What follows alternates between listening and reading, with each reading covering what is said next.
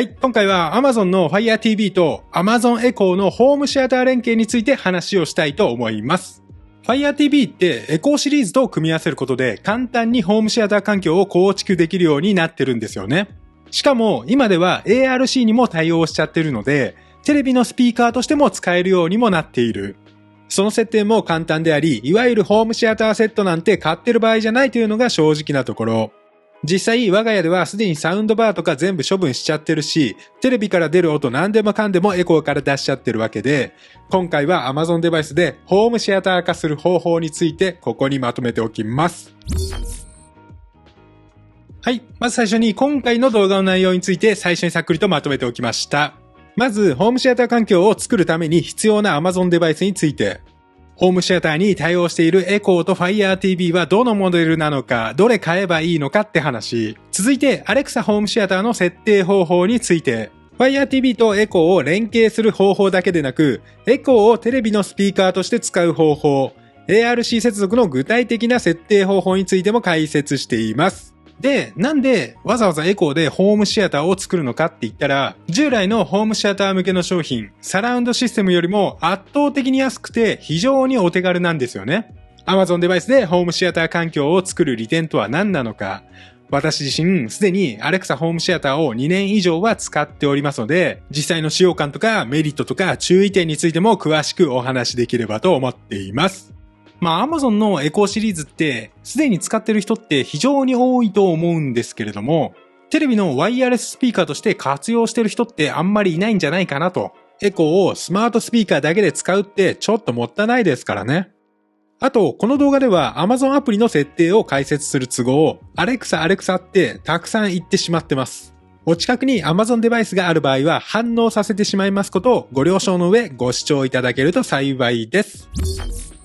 はい。それではまず、Alexa ホームシアターの仕組みとその対応デバイスについて。Alexa ホームシアターって Fire TV と Echo をペアリングして、Fire TV というストリーミングデバイスの音声を Echo というスマートスピーカーから出るようにするもの。スピーカーとして使用する Echo は2台までペアリング可能であり、ウーハーの Echo サブも1台まで追加可能。Fire TV1 台に対し最大 Echo2 台と Echo サブ1台まで接続できるわけです。注意点としてホームシアターと ARC に対応しているのは最新の Fire TV シリーズのみだということ。具体的には2021年に発売された第1世代の Fire TV スティック 4K Max より ARC 対応となっており、現行販売されているモデルでは第3世代の Fire TV スティックは ARC には未対応なので気をつけてください。また Fire TV に連携するエコーシリーズにも注意が必要で、ディスプレイ一体型のエコーショーはホームシアターモードには未対応です。よって現行モデルでホームシアターに対応しているエコーはエコーポップ、エコードット、エコースタジオの4種類となるわけです。そしてスピーカーペアとして設定できるのは基本的に同じモデルの同じ世代のエコースピーカーのみとなります。エコードットとエコーを組み合わせたり、エコーとエコースタジオを組み合わせてホームシアターは構築できないのです。これはオーディオのステレオペアで使う場合と同じルールですね。ちなみにすでに販売が終了している旧型のエコーは ARC 対応の Fire TV とは連携できないモデルが多いので気をつけてください。例えばエコープラス第1世代は ARC 対応できないんですけれども、エコープラス第2世代では ARC 対応できたり、廃盤モデルのエコーの対応状況はまちまちなのです。いずれにせよ現行モデルのエコーはホームシアター対応しているので、これから購入するつもりなら同じエコーを2台購入すればいいってことですね。はい、続いてエコースピーカーの違いについて。ホームシアターで使うならどのエコーがいいのかって話ですね。繰り返しますが、ホームシアターで使うなら、ディスプレイ付きのエコーショーシリーズは使えませんので、ディスプレイがないエコーシリーズから選ぶというのが前提となります。エコーシリーズにはエコードット、エコーポップ、エコースタジオとあり、いずれもスピーカー機能がメインで、その核となるのが音質。値段が高額になるほど音質は良くなり、上位モデルになるほどスピーカーサイズも大きくなっているのです。音質の順番に並べるとエコーポップとエコードットが同等くらいで、その上にエコー、最上位がエコースタジオという順番になります。一番格安なのがエコーポップやエコードットなのですけれども、この格安なモデルでも2台をペアにしてホームシアター化すれば音は一気に良くなります。個人的にはエコードットを選ぶなら時計表示もされるエコードット with クロックを勧めたい。真っ暗闇の中時計が見えるっていうのは便利であり、寝室にあると地味に役に立つとも感じています。エコードットよりもワンランク上の音質なのがエコー。スピーカー3個内蔵でドルビーステレオサウンドにも対応。テレビの内蔵スピーカーより圧倒的に迫力がある音にもなり、お手軽にシアター環境も作れるのです。最上位モデルのエコースタジオは1個 29,980 円もしますけど、この価格帯のスピーカーとしては異例のスペックを誇るスピーカーです。スピーカー5個も内蔵しており、ドルビーアトモスとソニー360リアリティオーディオといった最新の 3D オーディオにも対応しています。最高峰のサラウンドシステムがこの値段で作れるんだったらまあ悪くはないですよね。ただ、音質のコストパフォーマンスという点ではエコーの方に軍配が上がるかなと。エコーは 11,980 円とエコースタジオの約3分の1の価格なので、エコースタジオ1台で抑えるならエコー2台を買った方がより幸せになれるんじゃないかなと。エコーは3インチウーファー内蔵で音は迫力もあるし、サイズ的にもちょうどいいんです。実はエコーにだけ三脚穴があるのもすごいいいんですよね。テレビ周りってスペースも限られているので、スピーカーが柔軟に設置できるだけでもありがたい。天井や壁に設置できることで色々と融通も効くわけで、上から吊るすことで遮蔽物もなくなり、音の広がり方も変わったとも感じています。ちなみに天井や壁設置するための4分の1インチマウントは、プロジェクターや防犯カメラ用のマウント商品で探すと色々と出てきます。ディアウォールやラブリコといった柱増設用のアイテムと組み合わせれば、賃貸住宅でもネジ固定可能となってどこにでも設置できるようになりますからね。まあこの辺のアイテムについては概要欄にも記載してますので、よろしければそちらもチェックしてみてください。はい、続いてホームシアターの設定方法について。Alexa ホームシアターの設定方法はそんなに難しいことじゃありません。スマホの Alexa アプリを開いてデバイスメニューからグループ設定するだけ。ステレオペアと同じようにホームシアターモードとして設定できるようになっています。Alexa アプリメニューのデバイスから下の方にあるスピーカー構成を選択してホームシアターを選択する。あとは設定する Fire TV と Fire TV に接続するエコーを選択するだけ。事前にスピーカーペアでグループ設定をしている場合はスピーカーペアも表示されます。複数の部屋でホームシアターを作る場合は部屋単位でホームシアターの名前も区別した方がわかりやすいです。ホームシアターというスピーカーグループが出来上がればこれで終了。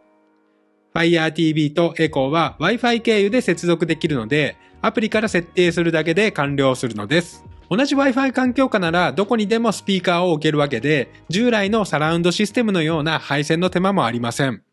Fire TV と Echo を有線ケーブルで接続する必要はないし、テレビと Echo を有線ケーブルで接続する必要もない。スピーカーである Echo の電源さえ取れればいいってことです。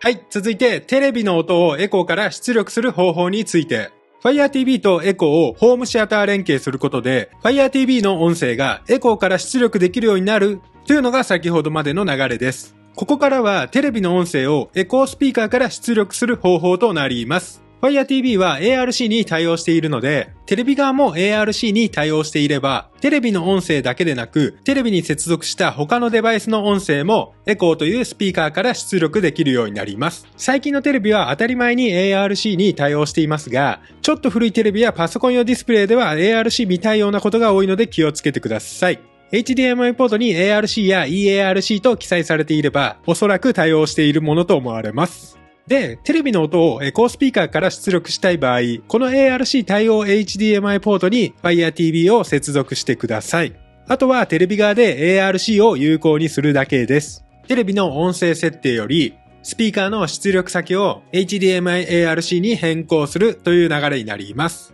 ARC の設定方法ってテレビによってまちまちなので一概には言えないんですけれども、ARC をオンにしても音が出力されない場合は ARC 関連の設定項目が他にないかいろいろと確認してみてください。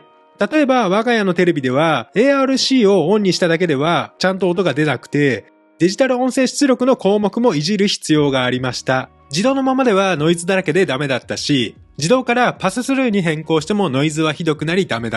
結果 PCM に変更することで雑音なく音も出るようになりました。おそらく Fire TV ではデコードできないので、テレビ側で PCM に変換して出力する必要があるのかなと。この辺はパススルーでダメなら PCM って覚えておけば良いと思います。もう一つのテレビでは自動のままで使えるようになったんですけれどもね、この辺の違いはちょっとわかりません。ちなみにテレビによっては CEC の設定も必要となる場合もあります。ARC は音声の連携ですが、CEC はリモコン制御の連携。基本的に CEC の機能は ARC と共に使われますので、自動的に CEC もオンになるテレビが多いはず。この辺の名称はテレビによって別の表記が使われてたりもするので、まあややこしいんですけれども、例えば LG ではシンプルリンク、ソニーではブラビアリンク、シャープではアクオスリンクといった感じ。テレビのマニュアルでその辺の項目を確認してみてください。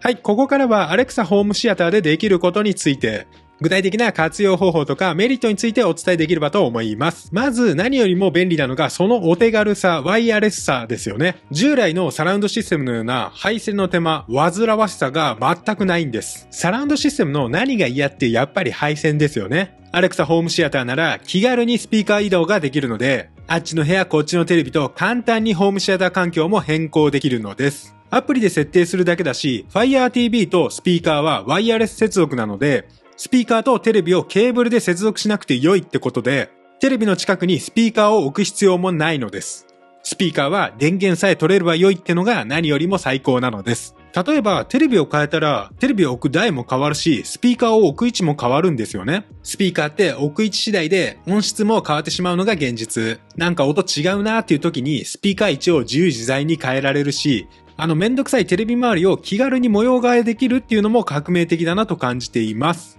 それでいてエコーは音質も本格的ですからね。エコーはドルビーステレオに対応しているし、エコースタジオはドルビーアトモスに対応ということで、簡単にサラウンド環境のホームシアターも出来上がるのです。サラウンド音源なのにワイヤレス。しかも遅延が全くないってのがすごい。エコスタジオではほんとどこから音が出てるのってぐらい不思議な感覚にも陥ります。これが 3D オーディオってやつですね。スピーカー2つだけで部屋のいろんなところから音が聞こえるってのも非常に面白いとも感じています。Amazon プライムだけでなく Netflix、ディズニープラス、Apple TV プラス、Unext と動画配信サービスでは Dolby Atmos に対応も当たり前ですからね。今では音楽コンテンツを強化している動画配信サービスも多く、音楽ライブもエコーで高音質化できるって結構大きいと感じました。エコースピーカー単体でも音楽は楽しめるんですけれども、やはり大画面で映像リンクした音楽は心に響くものですよね。聴覚に視覚も加わったらそりゃ感動もしてしまうのです。ちなみに Fire TV アプリはアダルト系動画配信サービスにも対応済みです。HNEXT、楽天 TV、ファンザと対応してるから、大画面で爆音で楽しむなんて、ちょっとウェイ。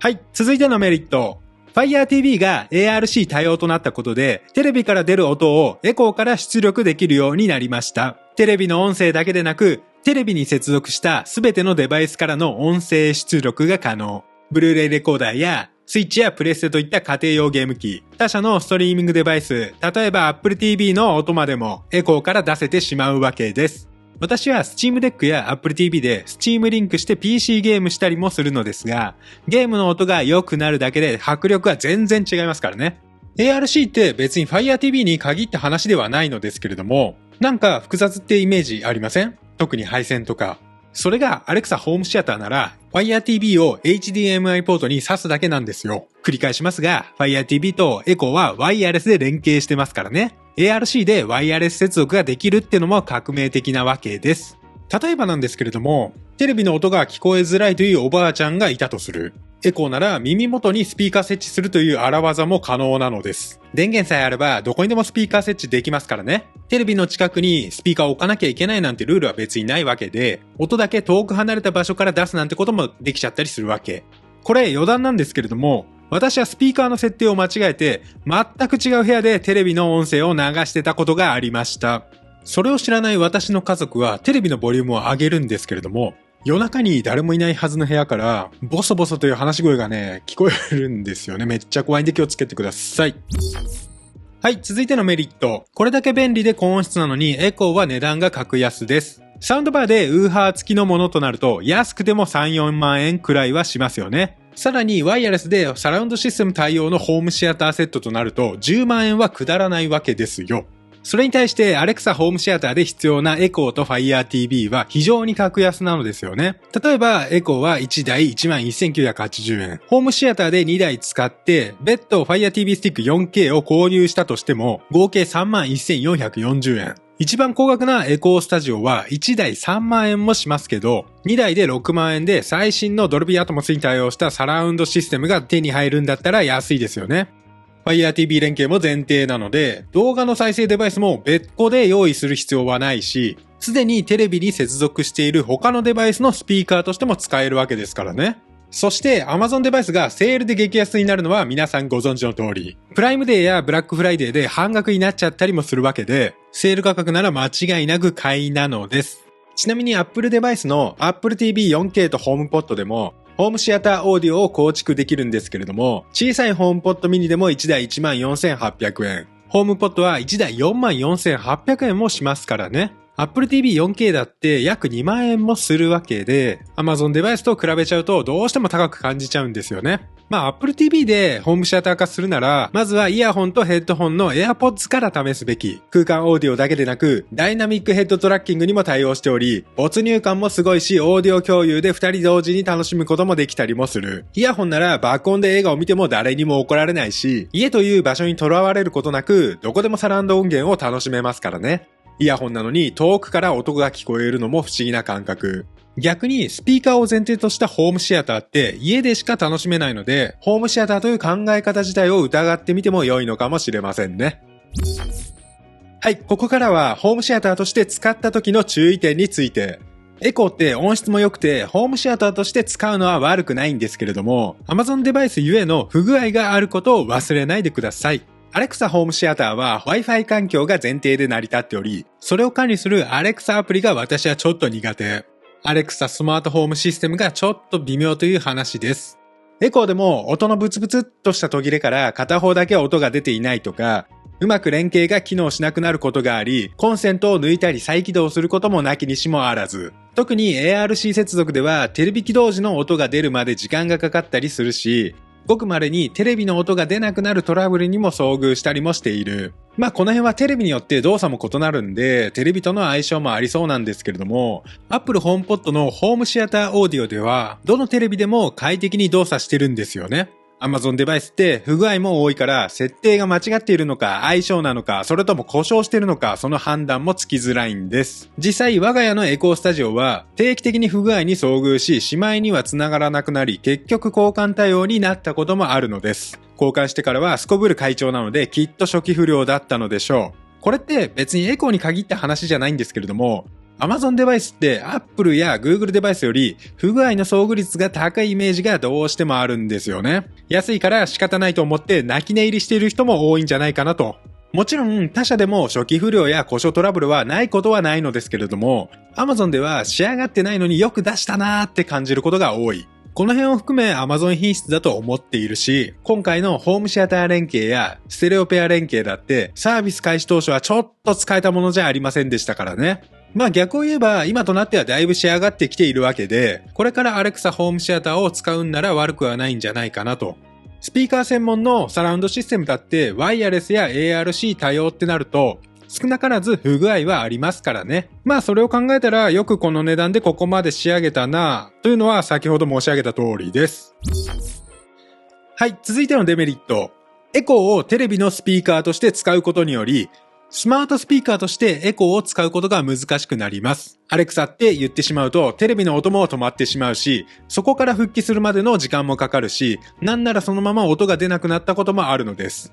Amazon で買い物をすればお届け物の通知も光ってしまうし、私がアレクサというほどにあなたの家のエコーもよくわからないことを喋り出す始末。大変申し訳ないのですけれども、私何度もアレクサって言っちゃってますからね。ですので私はエコーでアレクサと呼びかけることはなく、エコーからの通知もすべてオフにしています。セキュリティカメラの通知もオフだし、Amazon のリングカメラはすでにインテリア。本当はエコーのマイクをミュートして使いたいんですけれども、ミュートするとぶっ壊れたみたいな色になっちゃいますからね。もうすでに私はエコーをスマートスピーカーとしては使っておらず、Fire TV でホームシアター連携するためだけに使っているのが現状というわけです。スマートスピーカーってエコーに限ったわけでもないし、日本語の認識能力では Google アシスタントに劣るとも感じているので、我が家では音声操作の部分は Google Nest シリーズをメインで使っています。Apple のホームポットは高額であり、Siri がちょっとおバカってのもありますけれども、ホームキット対応製品が少ないんですよ。Apple Watch ももう少し Siri がお利口になればっていうのはまた別の話ですけどね。いずれにせよ、テレビのスピーカーとして使うなら、エコーで音声操作は使わないのが無難です。逆を言えば、スマートスピーカーとして使いまくってるんなら、ホームシアターとしては使わない方がいいんじゃないかなとも思いました。はい、続いてのデメリット。エコーをホームシアターに設定すると、強制的に Fire TV も連携してしまうので、エコーをオーディオのスピーカーペアとして使うことができなくなります。ホームシアターとステレオペアは共存ができないのです。これ何が問題なのかというと、ホームシアター連携することで音楽再生だけで使いたい場合もテレビの電源がオンになってしまうのです。エコーだけで使うことができなくなるってことですね。また Fire TV のアプリと Alexa アプリでは動作するアプリ自体が違うのでアプリの挙動も微妙に変化してしまうのです。音声指示による応答も変わるしアプリ上での動作も変わるとも感じています。特にエコースタジオではハイレゾ音源や 3D オーディオに対応している都合で音楽鑑賞をメインで使った時にスピーカーからの音質が変わってしまうのです。例えば Amazon Music アプリエコーのステレオペアではウルトラ HD の 24 ビット 96kHz で再生されるはずの音源も Fire TV のホームシアター経由では16ビット 48kHz で再生されてしまうし 3D オーディオ対応の楽曲もホームシアター連携することで再生できなくなるのです。ドルビーアトモスや360リアリティオーディオといった表記も消えちゃってますからね。まあこの辺の音質云々の話は明記もされてないので推測するしかないのですが、少なくともホームシアター連携することで Amazon Music アプリの音が変わるのは間違いないでしょう。映像メインではなく音楽メインで使うならエコーのステレオペアの方がいい場合もあるということです。はい、最後にまとめです。Fire TV とエコーを連携することでFire TV のスピーカーとしてだけでなく、テレビのスピーカーとしても使えるようになるということ。エコーを音楽スピーカーだけで使うのはもったいないし、テレビのスピーカーとして使えれば映画鑑賞だけでなくゲーム用スピーカーとしても使えるようにもなる。まあ控えめに言っても結構便利なんですよね。すでにエコーの音質に満足しているならなおさら、ホームシアターは試す価値はあるのではないかなと。そして最高のホームシアター環境が欲しいならエコースタジオという選択肢もあるということ。エコースタジオは高額とはいえ最先端の 3D オーディオ環境がこれだけで完結すると考えれば安いですからね。この手軽さでこの音質、臨場感、迫力もサウンドバーとはほんと別物でびっくりする。